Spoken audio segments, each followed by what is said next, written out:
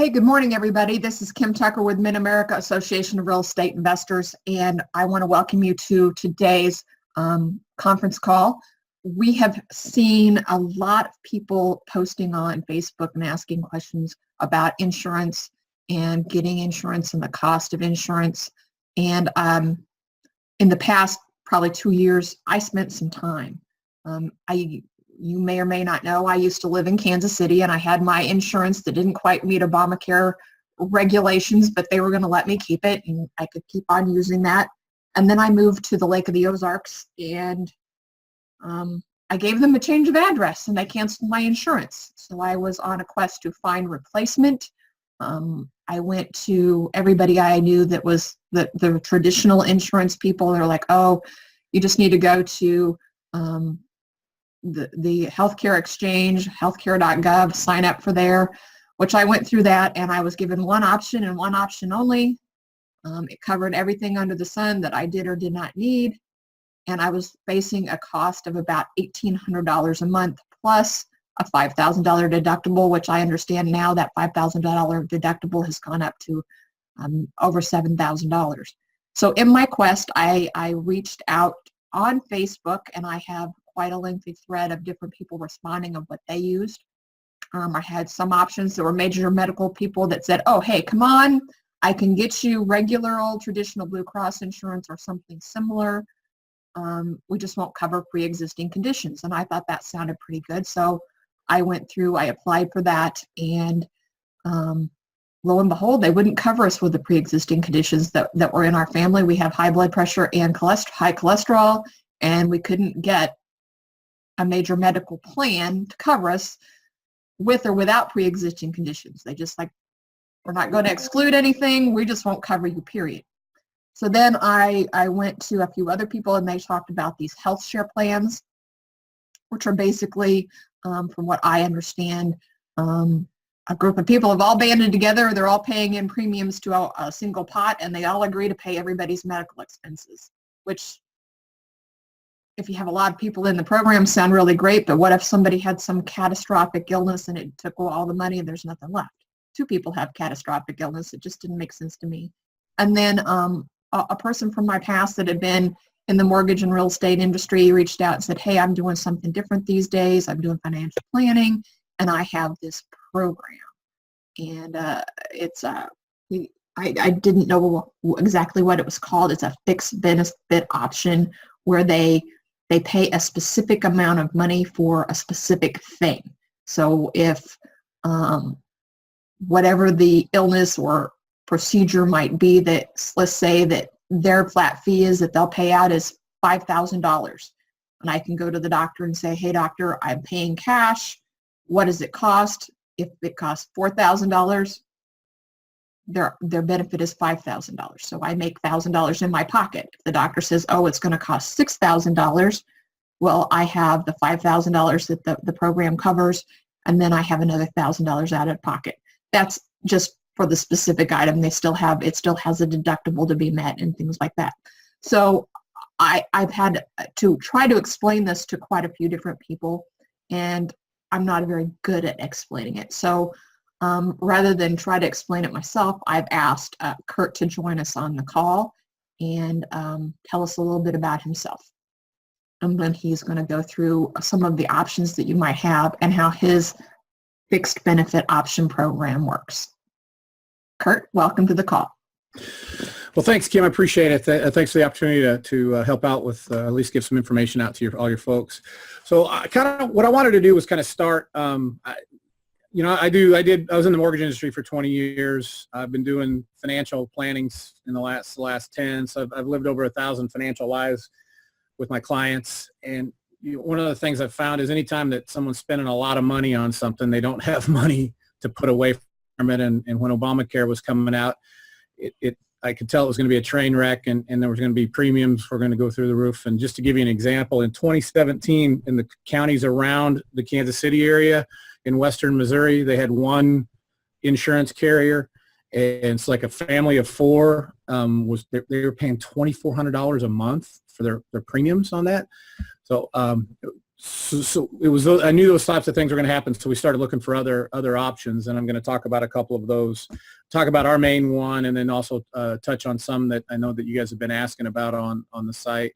Want to give a couple of quick updates. The mandate is gone now. It's no longer, so if you don't have, you didn't have to necessarily have an Obamacare policy, but you had to have the minimum essential coverage, which is wellness and preventative. And if you want to know what that is, you can go to healthcare.gov and they've got a deal that says, I think it says preventative, and you can click on there and see what all it covers. There's like 67 or 8 things for women and 63 things for men that had to be covered.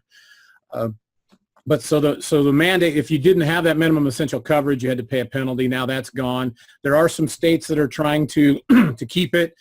As far as I've read, none have been able to do that. None have done that so far, although I heard California is getting closer. And there's really not one thing that's going to solve this big healthcare problem. A big challenge we have is obviously pre-existing conditions, making it all affordable, and then they also threw in unlimited benefits, which really helped drive up the premiums. Between making sure they cover pre-existing and unlimited benefits really drove up all your premiums.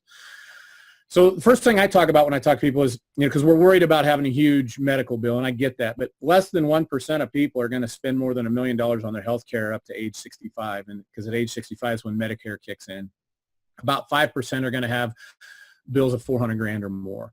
So it's not, while those are catastrophic, it's not a huge part of the population. So I don't know that we needed unlimited benefits. We just needed to make sure that the plans were robust enough to cover those when they need it. There's been a lot more talk about single payer, a Medicare for all. I'll tell you this, I'm a numbers guy. I'm a money guy. So right now there's about 60 million people on Medicare and Social Security, and both of those programs are paying out more money than they're taking in. And a majority of the boomers haven't even made it to 65 yet, because the biggest birth years were 56 through 64. So they're not even there yet. And within the next 25 years, we're going to have 140 million boomers and Gen Xers turning 65. So that Medicare and Social Security, those we'll talk more about Medicare, but no, Social Security's in there too. There's not enough money to fund those. So there's not enough money out there to do single payer for everybody and do all the other things that the government wants to do. So that's really not going to work. Through all my research, really what the problem is that major medical insurance is really the biggest problem of this. And that's because as consumers, we've lost control of the cost of healthcare, and we've lost control of that. So we're not driving that. I was born in 65. I got a buddy, one of my best friends from home was born in 66. And when his dad passed away, they were going through some old papers, and they found he wrote a check to pay for my friend's birth, and it was like $26. And I know that was 1966, but still, when when you're actually paying for these things out of your pocket, or how much they cost, you shop more. Actually, Kurt, I used to work in a pharmacy, and I was amazed that people that I found out that a lot of the pricing for the drugs that you buy are set by the insurance companies. And so if you're not, so if the insurance company agrees he's going to pay $60 for this prescription, and then you have your copay, and that's what the insurance is paying it. But yet I could go buy the same prescription cash without the insurance company for $5. So right. The insurance companies have driven up the costs for a lot of things as well. That's exactly right. So that's what I'm talking about. We've lost control of it as consumers, because we think that the insurance companies are negotiating the lowest price. No, they're not, because what happens when the prices go up? They just charge you higher premiums. So that's a big problem, and that's really at the root of all of our problems. There's a documentary that came out in late 2018. It's called The Power of Zero. The Tax Train is coming, and they talked to a administrator at a nonprofit hospital, and he said basically, they need about 22 cents on the dollar to pay their bills, and Medicare pays 18 cents on the dollar. Medicaid pays 11 or 12 cents on the dollar. Commercial insurance is paying about 60 cents on the dollar. So basically, commercial insurance is paying for all of our care, all making up the difference between Medicare, Medicaid, and then all the uninsured. So when you go through the commercial insurance, which is basically major medical, you're paying for all of that, including your services. So once we lost control of that cost and actually paying, that's when the problems really started. You think about it, if I've got a excuse me, if I've got a health insurance policy that's unlimited benefits, I don't care what things cost because I've got unlimited benefits. I know they're going to get paid for. All right. So it's funny, as I was doing this, I started looking at the cost if you don't take care of yourself. Because a lot of the stuff, I mean, we get people that are born with things, but a lot of the health problems we have are self-inflicted. Drug use, alcohol use, overeating, diabetes, a lot of that stuff is by our own behavior. So when I saw the actual financial cost to be in the future, about 5 or 6 years ago, I started taking a lot better care of myself because I guess I'm cheap along those ways. So here's what we've got with Obamacare plans. They've basically become, for those that are really low income because the subsidies are still there, or people who are really sick. Okay? And really, other than the wellness and preventative part of it, there's not a whole lot there, because unless you're getting a lot of care, you're paying high premiums, and then you're paying your deductibles before insurance even kicks in. And the deductibles were $7,350 last year. And if it's a family, you're going to have $1,470. So if you have two people, so basically, let's say you've got $1,500 a month in health insurance premiums, so you're paying $18,000 a year in premiums, and then you've got a $7,350 deductible, $7,350 deductible for one person, and then everybody else combines for the other $7,350. So if you used it at all, you may be paying $32,700 before insurance even kicks in. So that's great work if you can get it, but I think it's really a scam for most of us. The health share plans have come along. Now here's the thing with health share plans. They sound great. They really do. They're cheap. They say things are covered, but basically this is a group of like-minded folks. It's usually a religious affiliation. There's a few that aren't, who agree to share the healthcare costs of the entire group. Now it's similar to insurance, but insurance companies have financial backing and are required to meet their promises. All right, so the health share plans. So basically, if what happens is if someone in the group gets something major, then you're gonna is everybody else going to continue to pay more and more and more to cover theirs? More than likely not. So what's happening is those things are failing. In fact, as a licensed, I'm licensed for life and health. I won't sell those because they're just a lawsuit waiting to happen, because as soon as someone has something major happen and that care goes away, they're going to come back and sue me because I sold them that policy. So I won't deal with those on for the major medical. Now I just went through actually just from 9:30 to 10:30, I sat through a webinar and learned more. And there's a new health share that's not religious based.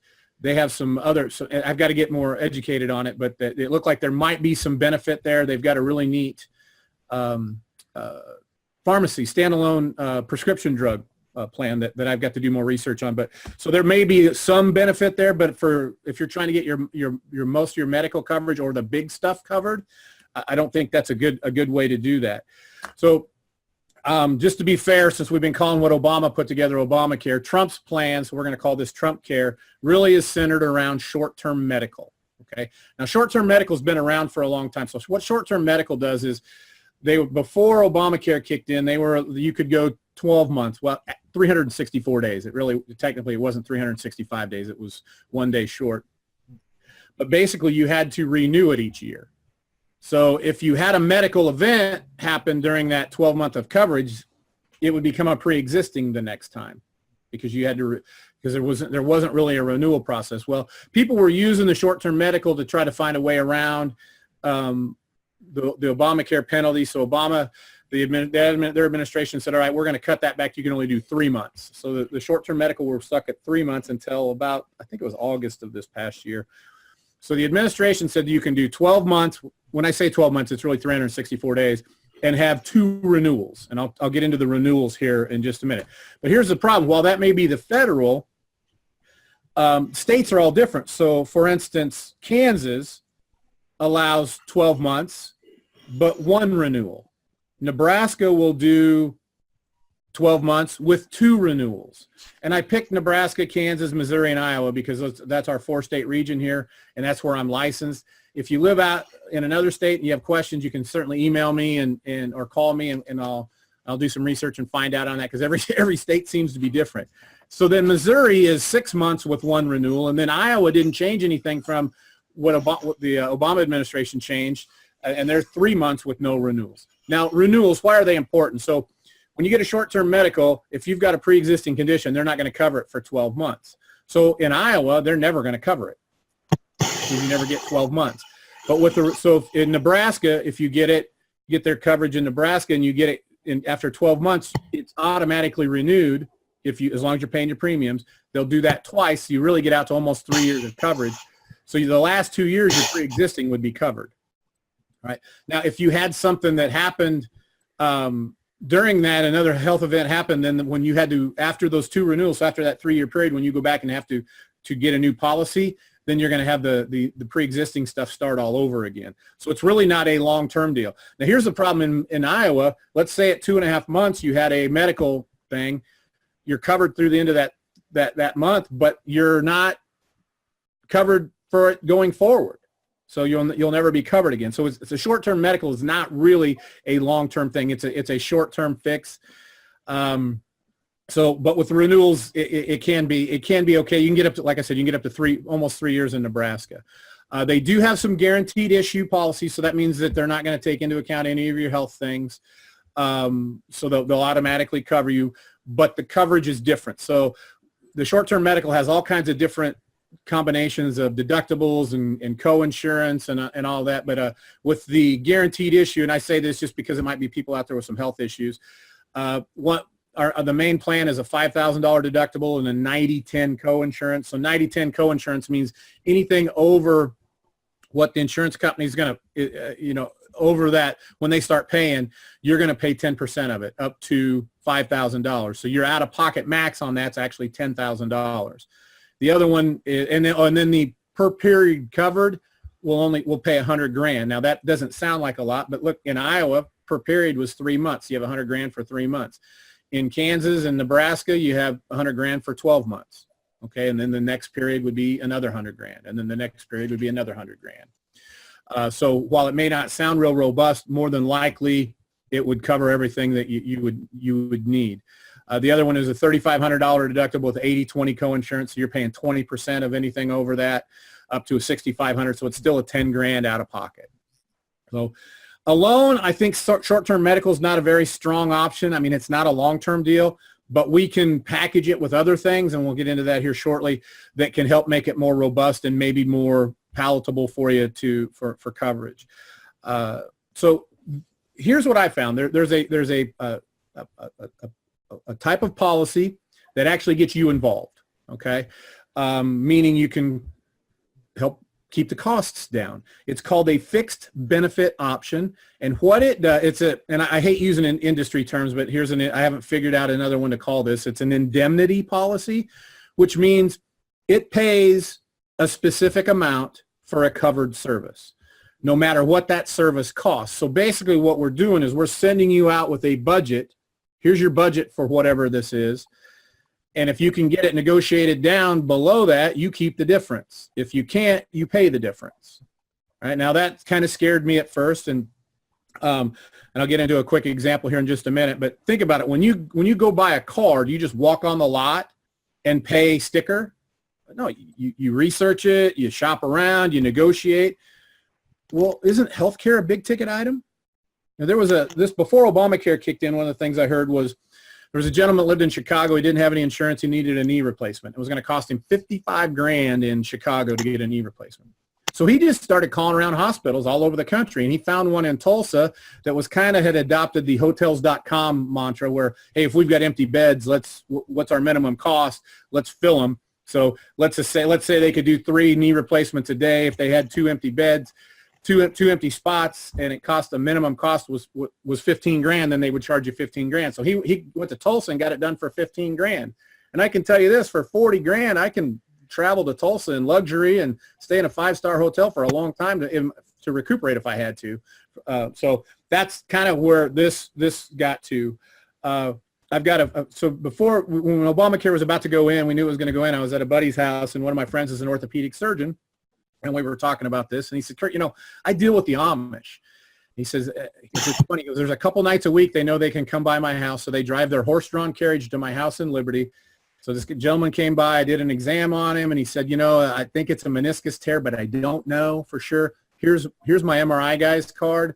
Amish folks don't have insurance, so he's paying cash. He said, since you're paying cash, your MRI is $300. Well, what's an MRI through insurance? I've seen them from $500 to $2,500. Okay, so it varies greatly. So he goes and gets the MRI done, comes back, drops off the MRI in the folder underneath a rock on Dr. Paul's porch. He says, all right, you've got a meniscus. Here your options are you can live with the pain. Or he says, Kurt, I do these all day long. They take me out of my outpatient clinic. They take me tests. If you're paying me cash, I don't have to pay someone to chase after the company and go after them when they deny my claim. He goes, I'll do them for $600.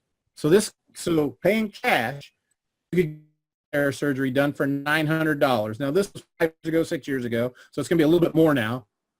That made me realize, wow, you significant discounts if you just negotiate. So so basically that's what happens with the fixed benefit option is you have a certain amount. So for instance, in the lower, we have 2 levels of policies. We typically go with the $5,000 deductible because that's the sweet spot, and I'll go into more details on this. So for instance, for this gentleman, if he would have had our lower package, it pays $350 for an MRI, so and then it pays $3,000 for outpatient surgery. Well, so the $2,400 they get to pocket. Now, I'm not saying that happens every time, but when it does, what I tell you to do is bank that money because there's going to be a point in time in the future when you may need it, or help pay your premiums with it, but don't just go blow it on something. Right. So let's start small. I want to give you an example. So let's say what if I gave you $60 per time you went to the doctor, but limited it to 3 doctor visits a year per insured? Now you get extra money if you need it, or an x-ray or lab work and all that. Well, first of all, only 3, Kurt? That's not a lot. See, part of the problem that makes health insurance so expensive is they allow a lot more doctor visits, all right? So now I'm not saying don't go to the doctor, but what if we gave you a different option? I'm not sure if you've ever heard of telemedicine. So it is... studies have shown that about 70% of the doctor visits we make could be handled via the phone. So what if you could 24 hours a day, 7 days a week, 365 days a year, you could get a hold of a board certified physician. You call in at 2 in the morning. Now, granted, they may not answer, but everybody I've talked to that uses they've gotten a call back within 30 minutes. You can either talk to them on the phone or FaceTime them. And if it's a cold, flu, I mean, they're going to be amazing how many things they can handle. They can tell you what the prescription is. We've got a script save. You type it up. You find out, hey, Hy-Vee's got the cheapest, or Walmart, whoever's got the cheapest. You say, Doc, send the prescription over there, and I'll go get it there. Or if you have prescription drug coverage, we can use that also. But that's free. So that's a free. So a majority of the things you would need to go to the doctor for now aren't going to cost you anything, and you don't have to go to the doctor's office and sit there where everybody's sick, right? And this is great, especially if you have kids, because when the kid's sick in the middle of the night, you can get an answer on, do I need to go to the doctor? No, I don't. Okay, great. I can go pick this up and hopefully make them feel better that night. But think about it. If you're in an Obamacare plan, how are you paying for those doctor visits now? Unless it's a wellness or preventative, you're paying cash out of pocket till you meet your deductible anyway. All right. So what we're talking about is not making you pay more. You're actually going to pay less, and you're actually going to get maybe some money back, because if you're going to this doctor, you can negotiate a lower rate. Hey, you're going to be paid basically like cash, and negotiate a lower cost, because doctors are you may have to fight through the first couple people to get to it, but it can happen. You can get it done for you. So let's go back to that meniscus surgery. So let's say you need a meniscus surgery, and you shopped around, and before anything was negotiated, it's $5, $6, $7, $8 grand, right? If you're more than $2,500 for whatever you need to have done, our policies include a third-party negotiator for you, because people don't necessarily want to negotiate. It's called the Caris Group. So they will negotiate with up to 5 different carriers, different places, and you get to decide that. So let's say you needed a meniscus surgery and you live in Kansas City. You could say, you know, there's a couple hospitals here, but I'm going to have a budget, so maybe I have them check out a couple hospitals in Omaha and a hospital in Des Moines. Because if it's going to save you thousands of dollars, would you drive 2 or 3 hours? I think most folks would. So that might be how you go about it. But what we found is the CARES group negotiates things down up to 80%. Now, I thought that would have been a lot before I actually talked to a doctor who told me that no, that happens all the time with people that negotiate down for cash payments. Okay. So our big problem is the big premiums and big out-of-pocket expenses. In fact, there's a study done that if your deductible is more than 5% of your gross income, 40% of people won't even go to the doctor. And we can't have that, so we need to try to fix that. So what if we could add, we call our plan stackable. You have a budget, we pick what things you tell us what you need, what your budget is, and we will stack benefits for you. So out-of-pocket expenses are a big thing. If you have a $5,000 deductible with ours, you're still going to have some out-of-pocket expenses. So let's see if we can't help you with that. We can add these optional riders. So most of your more major stuff are going to be accident driven. You fell, you tripped and fell, whatever, you fell off your bike, you're in a car wreck, whatever. So how about a rider that would provide up to $4,000 in additional money for so like if the amount of your care was more than what the fixed benefit option paid, this would kick in and give you the money for that. Okay. How about a policy that gives you up to $50,000? They go in 10, you pick what you want, 10, 20, 30, 40, $50,000. If you have a heart attack or stroke and live, or you get internal cancer, it's just a lump sum, here you go. That'll help you with things.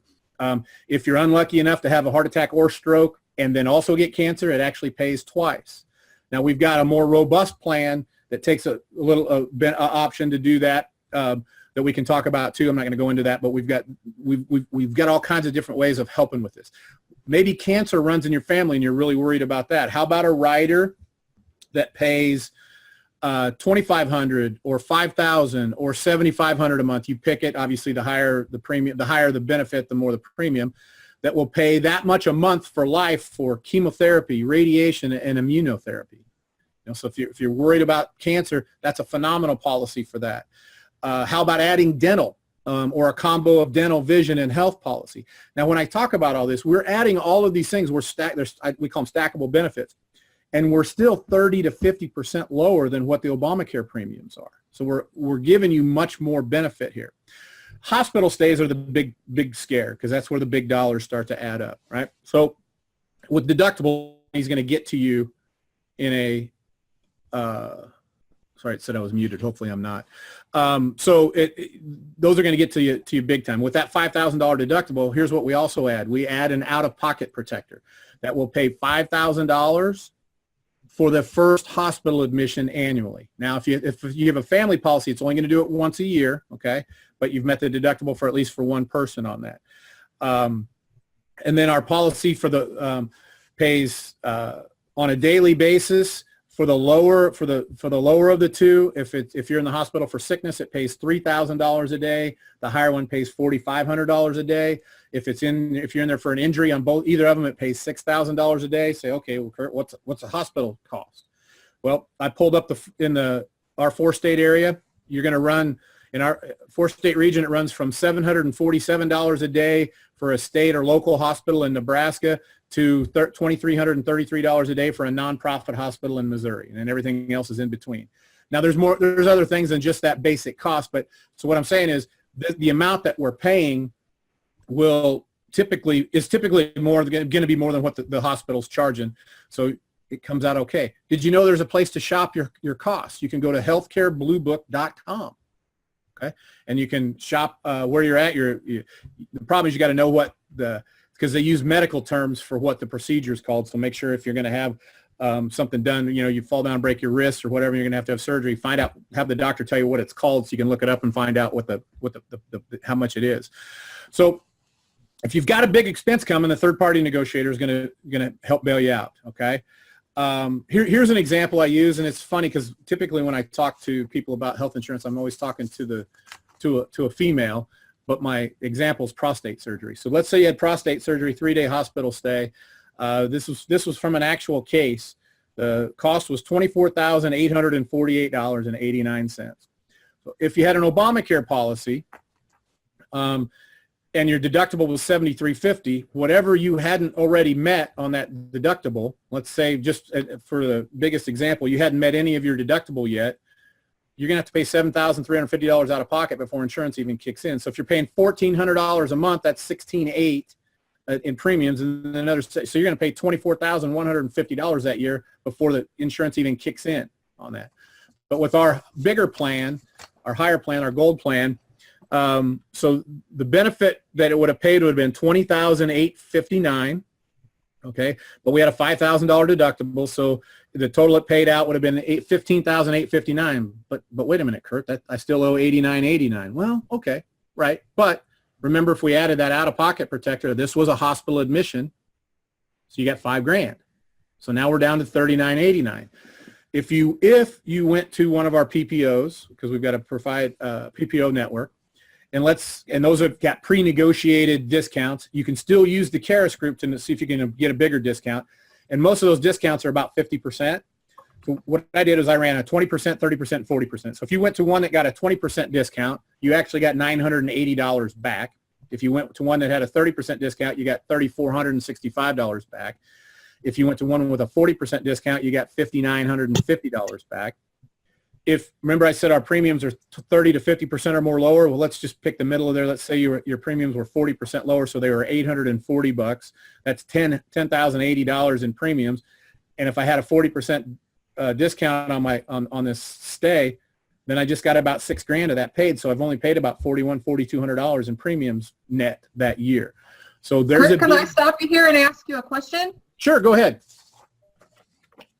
Because I know what you're talking about, but if this is totally new, they might be going, what do you mean I'm just going to get 20,000? So with your program, you have a list of ailments and a list of dollars of amounts of what they pay, period, no matter what you get charged.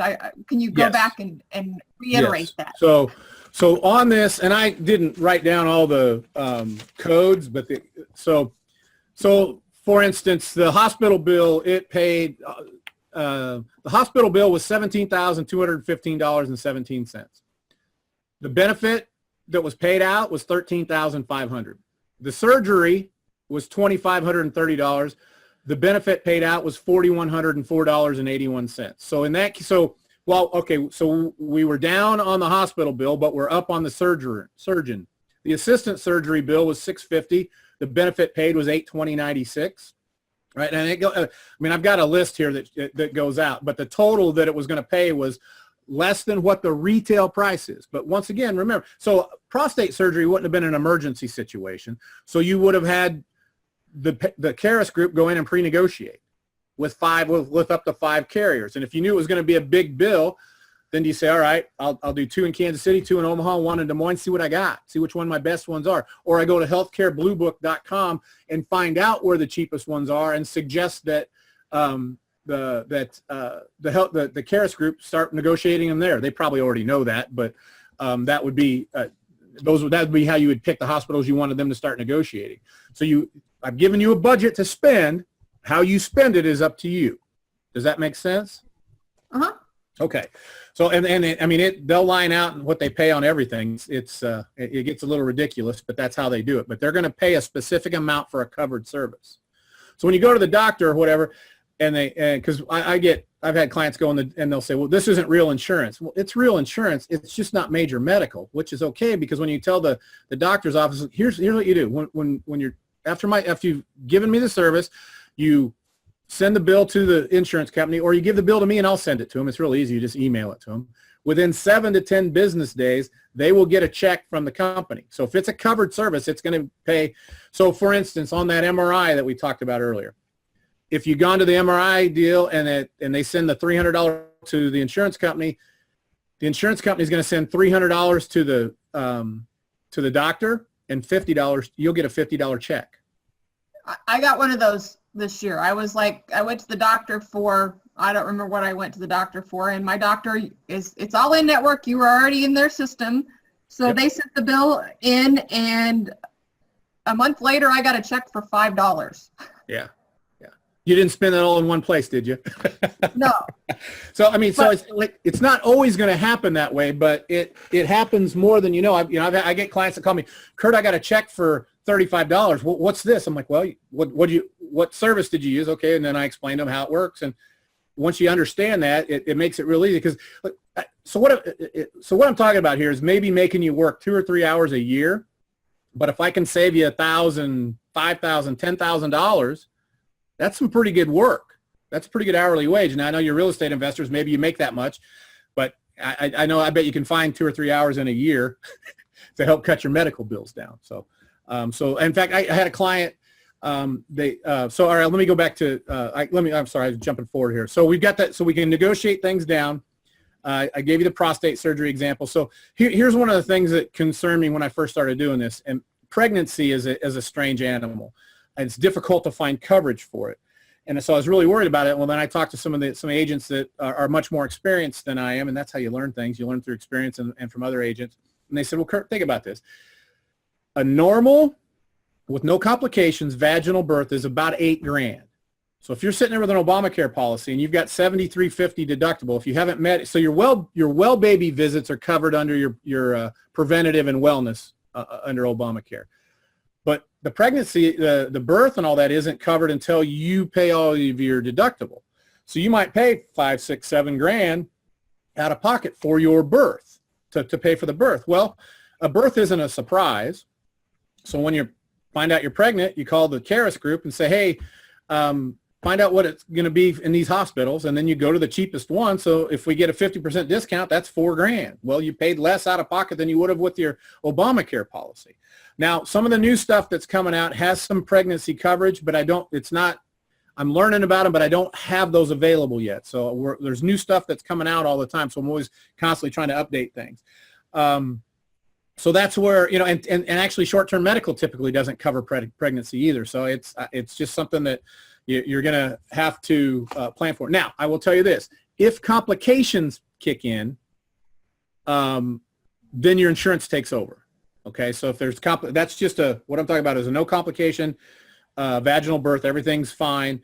It's not covered. But if you start having problems, you need a C-section or something, then it's covered under the insurance. So the whole wellness and preventative part of Obamacare is actually a really good piece of this. So, and we've had that as a separate piece so you could avoid the penalty. The folks that sold it as a benefit, because it truly is a benefit, especially if you've got kids, because it pays for all the preventative stuff and all the wellness things. So when we sold that as a benefit, people have kept it. When we sold it as a tax dodge, because that's really what it was for a lot of folks, they started canceling it in October of last year because they only needed to have coverage for 8 months to not have to pay any penalty last year. So they've been dropping it. And we've got some standalone plans that will do that for you, and they've actually added some more robust ones where we can when we're building this plan for you, we can get a lot more covered that may have not been as covered as well as we wanted with the fixed benefit option. Okay, so I'm going to tell you that if anybody's on here from Kansas, I've got bad news for you on the fixed benefit option.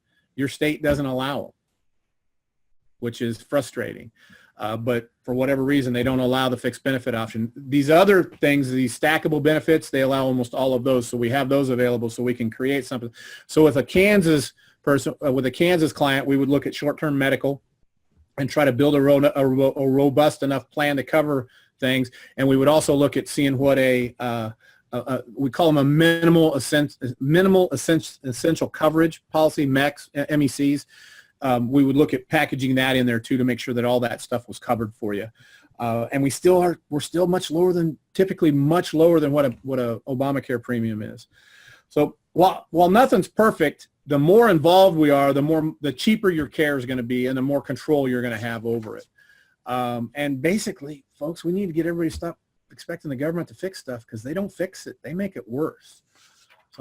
Okay, now, as I went through that, Kim, do you think of anything else that I need to reiterate, or if anybody has any questions? You've got my contact information. My direct line is the best number to reach me at, or you can email me. Be happy to try to. I went through a lot of information. I kind of wanted to give you the backstory on why we went the way we went.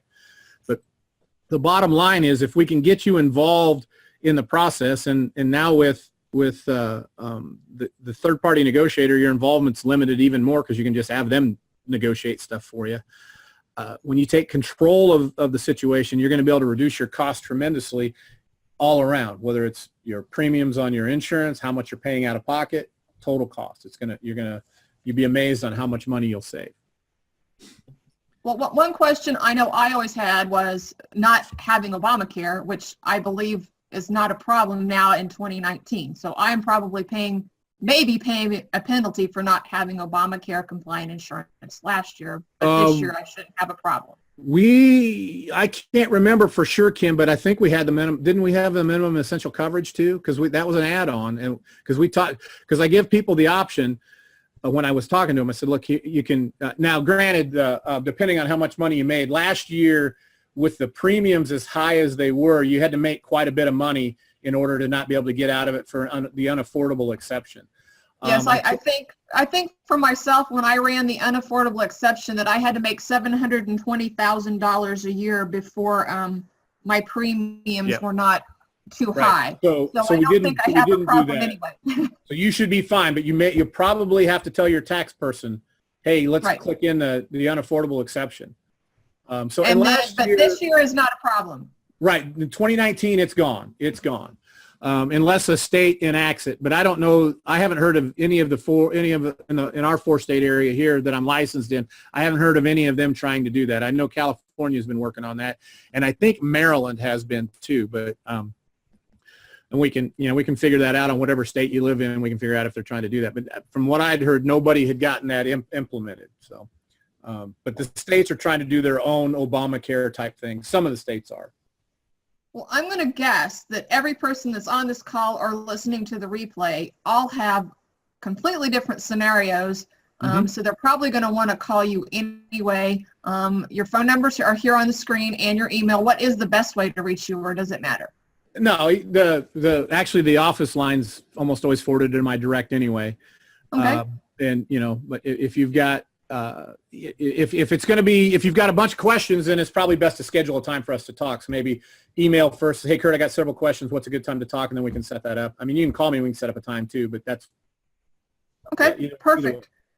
Because I know everybody, when you're self-employed, you need to sit down and figure this out. I know I was looking at almost $2,000 a month with Obamacare one-size-fits-all plan, and I was paying for all this stuff that I wasn't going to use anyway. So it didn't make any sense to me. Right. So, and the problem that people find is when they start to use healthcare under Obamacare, they find out, well, wait a minute, I'm paying these huge premiums, and I got to pay all of my deductible before anything kicks in.